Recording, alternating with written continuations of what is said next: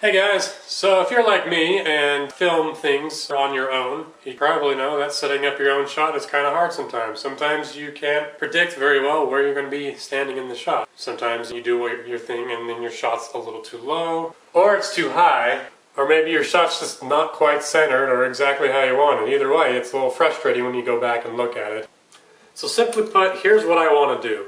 I want to take a tripod and have the camera so it can always mount normally. Also somehow have an LCD screen that can mount to the tripod but not interfere with the camera. And that way the camera can connect to the monitor and the monitor displays what the camera sees. If I'm behind the camera and I want to view through the screen, I can have it facing me, or turn the monitor around so it faces me so I can see how I look in my frame.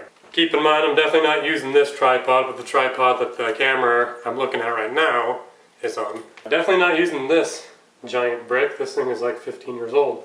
A couple things I'd like to add on to this as well. A rechargeable battery to power the whole thing. I'd like to try to make it as light and compact as possible. I'd like the screen to tilt and swivel independently from the tripod. Here's an old laptop that doesn't work, and even if it did work, it's so obsolete that why have it? I'm thinking let's use this screen for our whole project. Here we go. VGA for this example comes in, DC power comes in from the wall, or in our case probably a battery. Converts, does its magic, and goes through your LVDS, and then voila, your picture displays on the screen.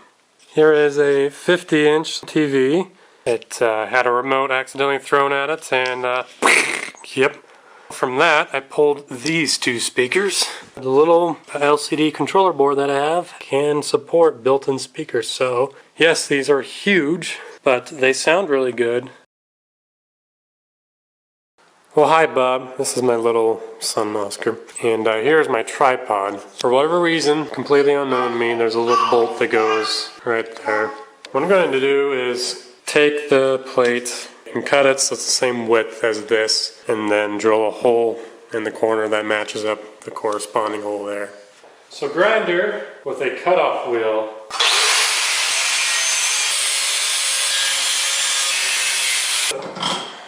Flip that around.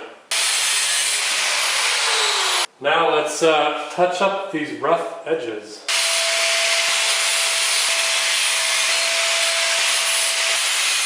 We'll take some emery cloth. It's sandpaper for metal.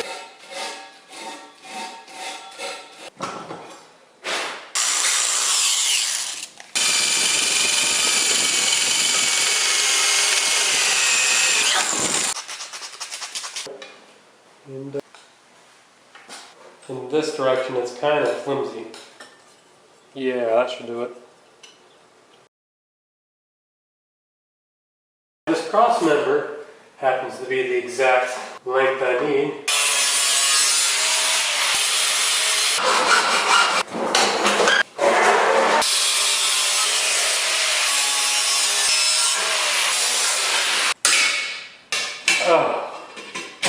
Now that this is all sanded, we're going to move along to this thing. We're going to cut it in half, and I'll make two L-shaped brackets.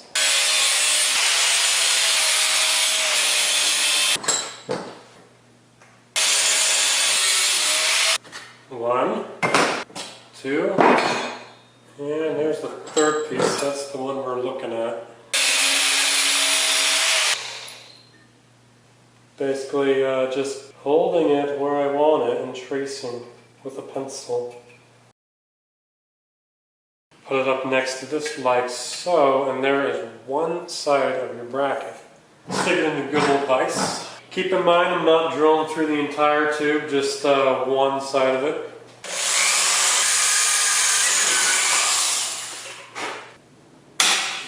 Bam!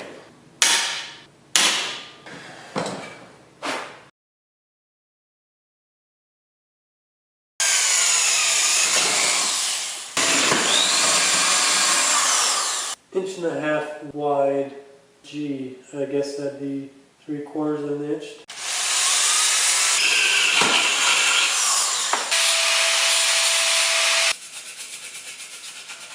That took forever. Yeah, this is what I'm thinking. The monitor in the middle so it can tilt and swivel.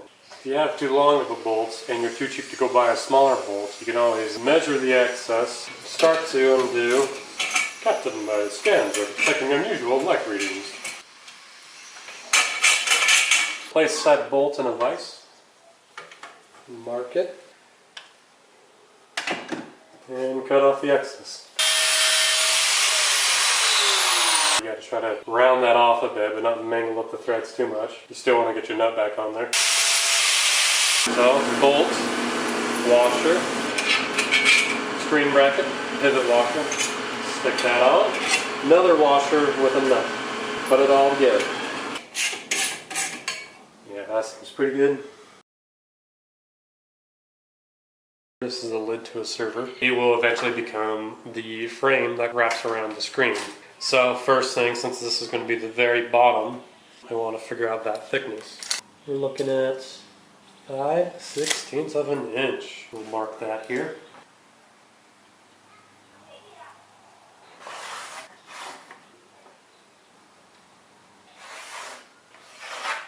One-quarter of an inch. That's easy.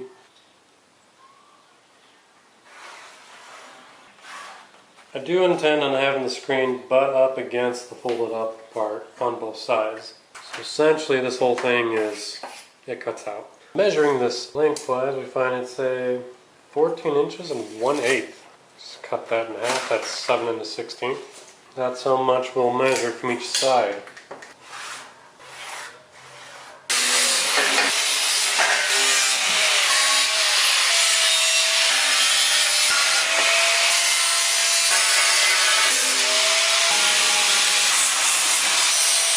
Looks like we're doing pretty good. Now I'll do the same thing on this one and we'll move from there. I've been thinking about how I kind of want to make this thing a little rugged and everything. So I figured we have plexiglass lying around. Let's put some of it in front of the screen.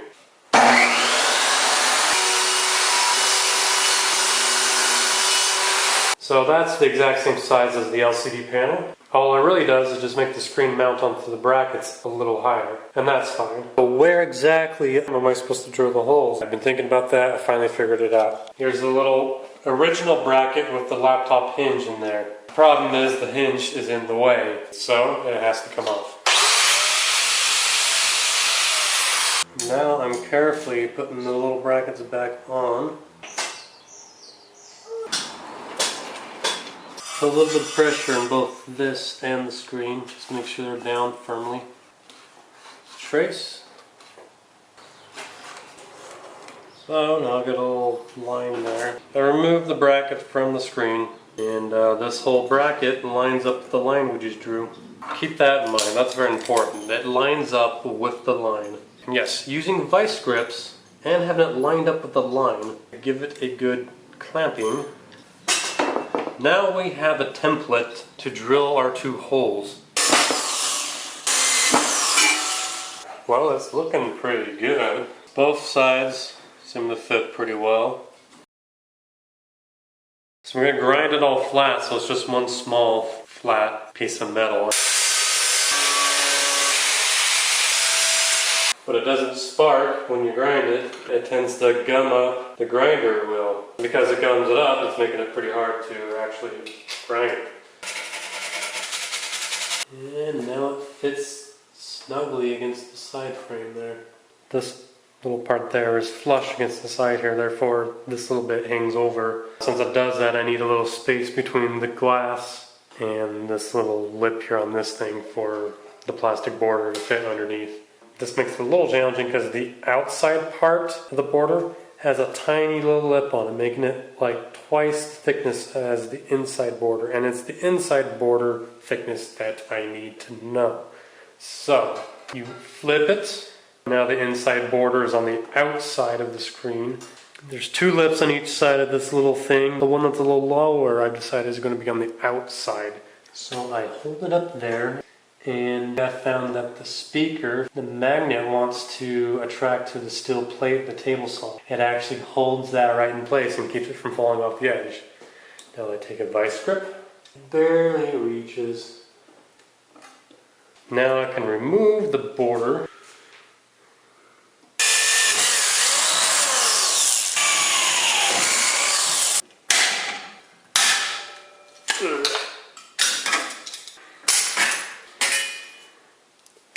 perfect.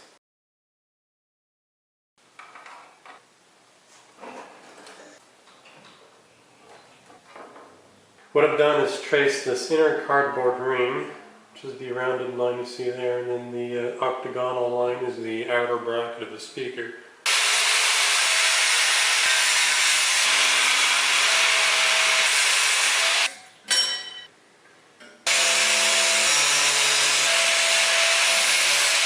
Yeah, that's better. Thinking the next thing we need to do, get the brains of the operation mounted in. Clearly we need something to support that, and with the grinder, with the cutoff wheel, I cut out this nicely shaped piece of metal, and it would fit right here.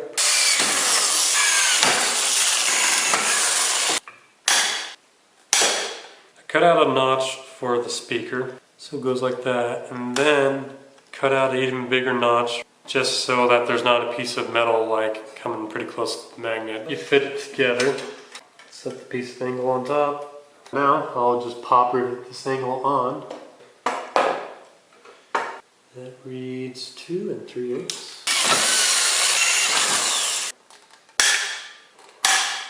I do like the fact that it wedges in there, and without any bolts it just stays in there. Let's say this plexiglass is the screen, and say you want to get it out. The screen has to come straight out, but it can't because the handles that overhang in front of the screen a little bit. To fix that, we'll have to drill out these pop rivets and replace them with little bolts.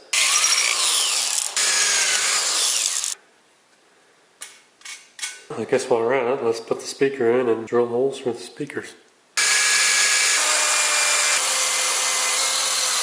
So with the handle problem out of the way, we're going to now finally move on to a cross member. As it turns out, the other cross member of the grill will work out perfectly.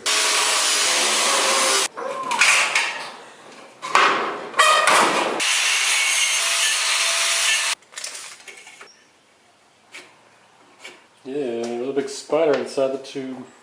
Squish. And let's attach this cross member.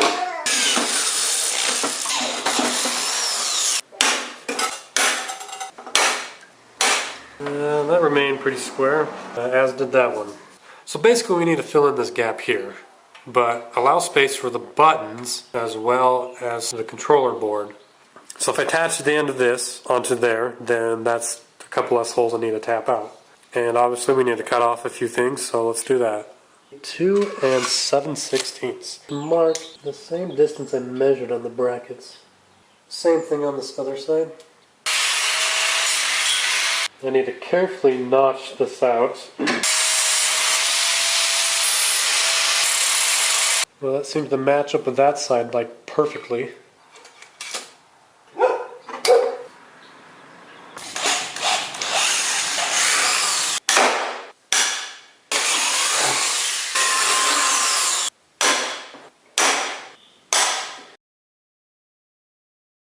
Here I have number 6 32 by 3/4 of an inch. These little bolts that will fit through the holes of the controller board.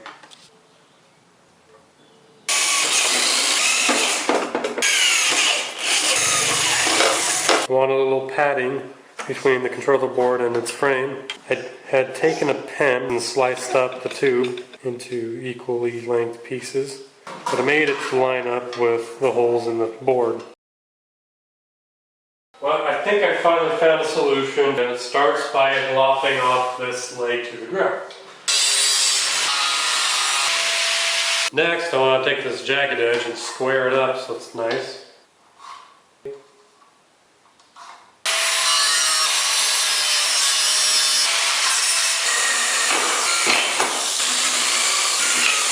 Mark it.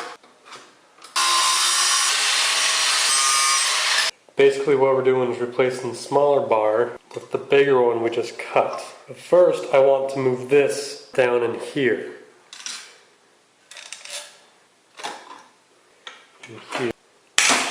Reinsert the speaker. Now we'll attach the bigger tube that we just cut out. And basically we're just going to make a cradle for the whole battery to set down in there. I marked half an inch in to match the half-inch thick piece of tube that this is going to lay on top of. So the knots we just made fits nicely against this tubing. We'll mark where the other tubing is. Mark it the rest of the way. Oh, very nice. Oh, perfect. Battery height is like 4 inches. So,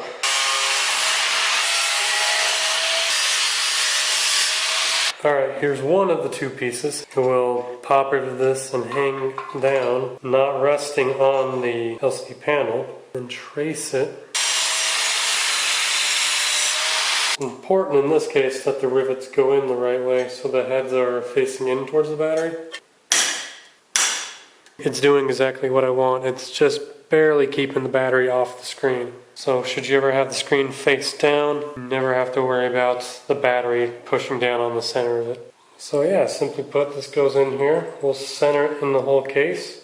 Put on some double stick tape. Got some soft cloth strip stuff. Now when you flip it over, they will act as pads for the back side of the LCD. We'll stick our battery in. Center it in here. This side it's 3.5. This side it's 3 3/4. I just put in the remaining top rivets, so now that holds the battery in place quite well.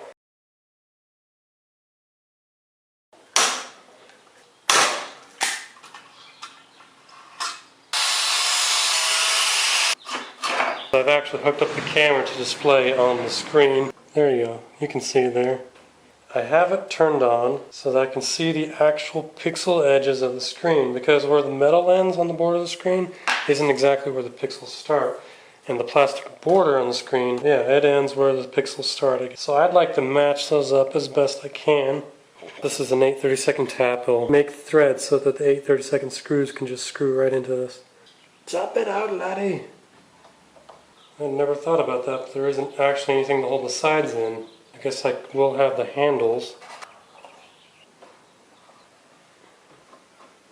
This is technically the first time using the screen as it was meant to be used. It's awesome because I just noticed, oh, when I was screwing this in, it was out of focus. Let me just quickly focus that.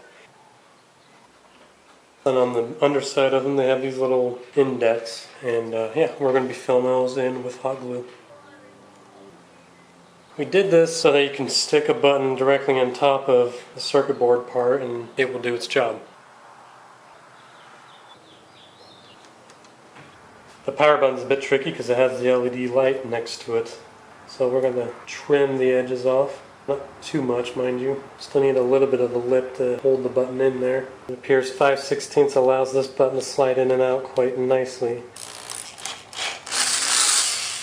15/64 is a kind of tight for the smaller sized ones. So we'll do a 1/4 inch hole.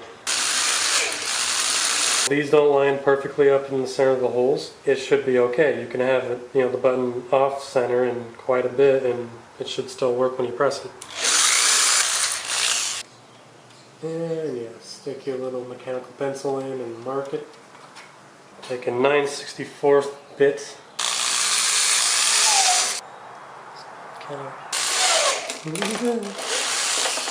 Oh no. One of my buttons fell down and where the stupid table saw blade is. Well, I'll just use another one, no big deal. Clean out the edge of the hole with your box cutter. There's a little, prism thing from the TV. Sticks out quite a bit. And this is probably just going to break it off more than a cut. Take your awesome pen. Take your 6/32 screw. Put your little pen thing over it. Do it on both sides, I suppose. Place that over it. A lock washer and a little nut. Every button seems to be responsive though. We know that this has to be cut right along this metal edge. So we'll just mark the edges. Yeah, I really don't recommend this.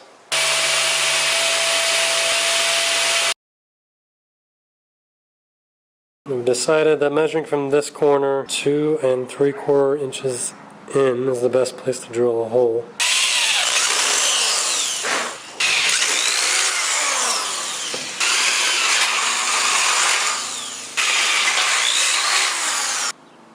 front's going to catch when you tilt it down, but the back end's going to have to clear it. Worst case scenario, we'll just remake these little arm bracket things and make them longer. So I have the eye hook screwed in there. On the other side I have, these aren't really meant for metal at all, they're meant for wood. I figured this would work as well. This is squished up against there. Now we're going to drill a hole right next to it. Now we've made 3/8 hole and 2 smaller holes at 90 degrees. Drop a couple top rivets in there.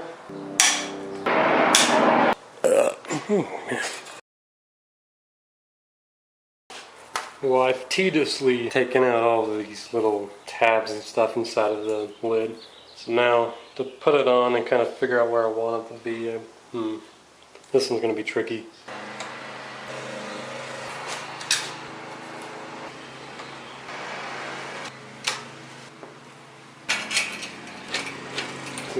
Yeah. Ah, splendid. Excellent. Basically, I didn't want the little bolt there to hit against this back edge.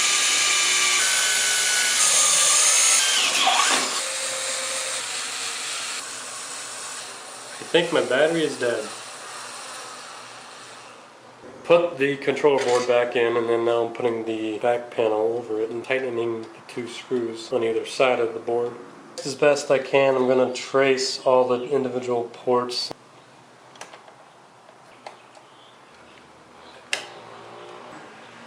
And I'll use a triangular file, like this one here, just tediously file them into the shapes I need. Now I'll leave this board here. As I get roughly to where I want, I'll lay it over there, line up the holes and make sure that I'm doing it right, and then just keep going from there. The plug fits around the port, so you have to make the hole big enough for that to slide in. The battery inside can sometimes be connected to the board, and we'll do that. We can connect it, disconnect it through a switch. Wires come from the battery. From the wires there's a charger port just for the battery.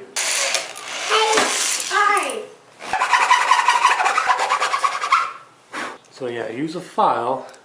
Then when you get close to the edges, I kind of shave out with a box cutter. Oh nice, that's the cleanest hole I've made yet. All these look like crap compared to that. I'd like it so when you pull the panel off, you could just unplug that to quickly get it off. And I'm thinking, here's the little 4-wire connector that I thought I could use for just this purpose.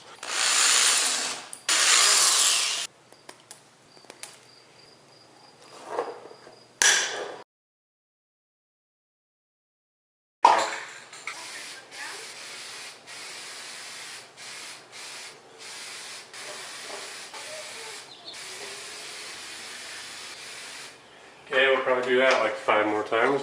So the 2 handles and the tilt swivel bracket, all these pieces I'll send off to get powder coated. So that's looking pretty good. Let's move on.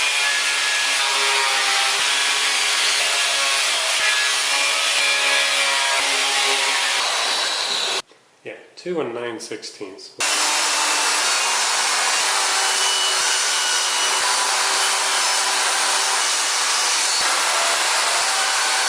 Always good to check your cuts afterwards to make sure they're square, especially using a crappy low-budget table saw. Next, we're going to cut a square of this foam. Okay, I made a bunch of these little pen spacers. I'm going to slide them in between the speaker and the frame. I'm going to try and figure out the border all the way around. Decided I'm going to use this awesome stuff, just a piece of board from the bottom of the drawer.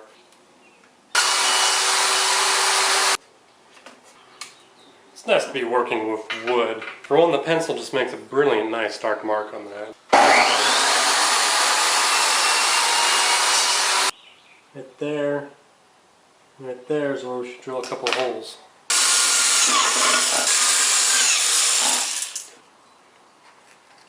We got one piece and then another layer that will just stack on top of it. And the same thing on the other side. Just kind of working out the excess glue by hand. I want to keep the edges flush with each other as best I can. Kind of do that until it sets up a little bit. And then clamp all that together. Cool, now we'll set that away for a few hours somewhere.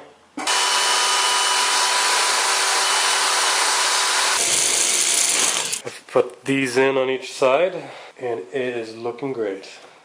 It's all coming together now.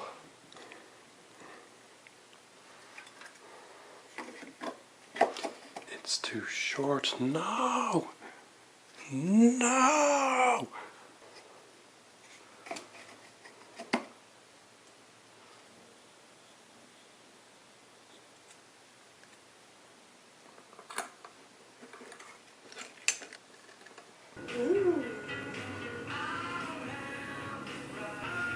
Sure.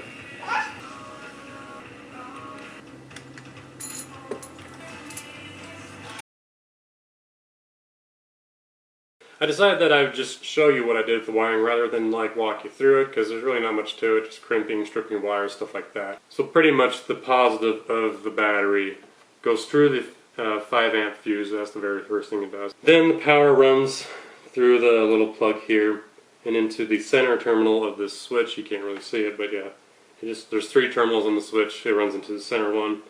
And there you can decide what happens to that power. In the center position, this switch is just off. That means the battery's not connected to anything. When you flip it up, it turns it on, which gives power to the screen. Or you can flip it down and it switches it to charge. The reason I did that is so that if you have the charger in and you need to use the screen, you don't accidentally try to run the screen while the charger is connected. So if you switch it to on, and want to, run the screen off this battery, then power comes back from the switch, back through the plug, and goes into the low voltage disconnect module. Say that 3 times fast. It's actually kind of hard. Basically a little circuit that protects the battery. When the voltage gets too low, in this case 10.5 volts, it disconnects the power going to the screen. And then from there, these wires actually go in between the case and underneath this controller board there, and tie into the terminals for the power input. I thought that would be nice. Otherwise, I'd have to have like a little plug coming out of the case and then just to turn around and plug back into the controller board.